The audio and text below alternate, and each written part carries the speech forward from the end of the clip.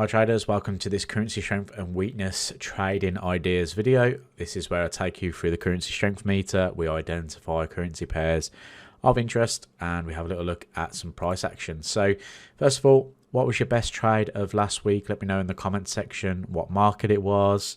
You can let me know how many pips it was if you really want to, but I'm interested to see what markets you have been trading over the last week. My best trade was a pound Kiwi long.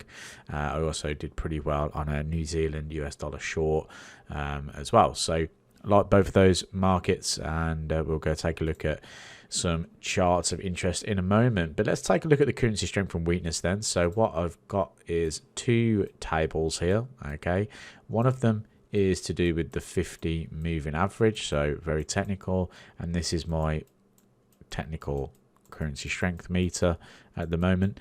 And what it's telling us really is just the changes on a week by week basis of currency strength and weakness, something that I use every single day in my trading. So we can see here the euro starting to give back and pound starting to give back a little bit of those gains that we've seen recently, which is quite interesting. What's really interesting to me is the fact that we've moved significantly higher on the 50 MA into a key reversal zone, so potentially looking at a little bit of pound downside going into this trading week. The New Zealand dollar is the weakest currency at the moment, being at -5. Dollar getting a little bit of strength back. CAD still looking weak on both of these tables. So I kind of like to look now at the fact that where is the weakness showing on both of these, and CAD is definitely one of those markets that we could be suggesting that is a bit weaker. Swiss franc gaining strength again, strongest on the 50 MA meter. Swiss franc is where I'm going to be focusing a lot of attention in this video.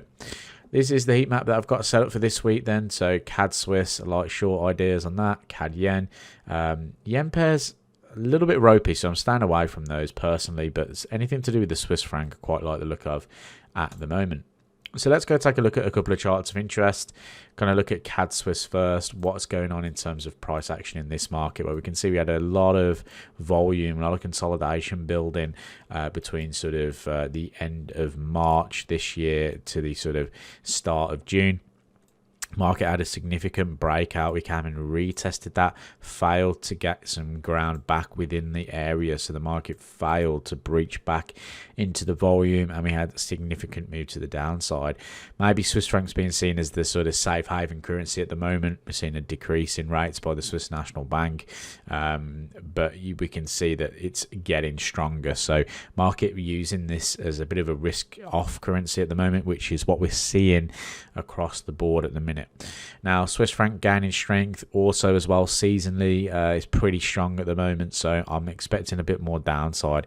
CAD Swiss at the moment trading back at these previous lows that formed back in June. I think if we see a breach of these lows, we could potentially see a move down towards the 0.64 handle. Now obviously difficult trading conditions here. If we had a move back up towards the 0.65 and rejected, could be an idea for short ideas around that point. Going on to New Zealand, Swiss franc as well then. New Zealand a weak currency, Swiss franc a strong currency. That's why we're seeing this downwards move at the moment. We broke through this kind of trend line support in here. Market traded to the downside, and you can see we're just getting clear lower lows, lower highs. Market not really giving us any kind of pullback opportunities at the moment, but I do like this previous consolidation just above that 0.5360 handle. I think if we got into this area here, it might give a chance for the 50 MA to catch up as well, and we might be able to see another opportunity to get short on this forex pair if we did see that sort of pullback. The only problem with sometimes with strength and weaknesses, one currency can be very weak, one currency can be very strong, and the pullbacks aren't very aggressive. You know, what we could be looking for here is another sort of consolidation, a breakout of that consolidation. That could also bring a potential opportunity. And then one that I'm watching quite closely at the moment Here's pound Swissy. Obviously, I will talk about pound in another video, but just to kind of give you an update, the commitment of trader reports showing heavy commercial selling at the moment on pound, and the Swiss franc, like I said, a stronger currency at the moment. So I'm looking for this downside play. What I've noticed is one of these sort of descending triangle patterns again. We've talked about a lot of these recently, where the market kind of finds a bit of a base, but the highs are getting lower at the moment. What I wouldn't want to see is price kind of breach higher there. That to me would negate this pattern, I think, and I think we'll probably see some higher prices in the short term. But I think if we can kind of hold this kind of lower high pattern in here, maybe, you know, price kind of fails to break above 114.90 and we breach to the downside around about that 114.60, then I think we could probably see a little bit more downside to the pound. You know, like I said, commitment of traders really showing us very heavy short selling coming in on pound at the moment. Now, doesn't mean necessarily that the pound is going to weaken, of course.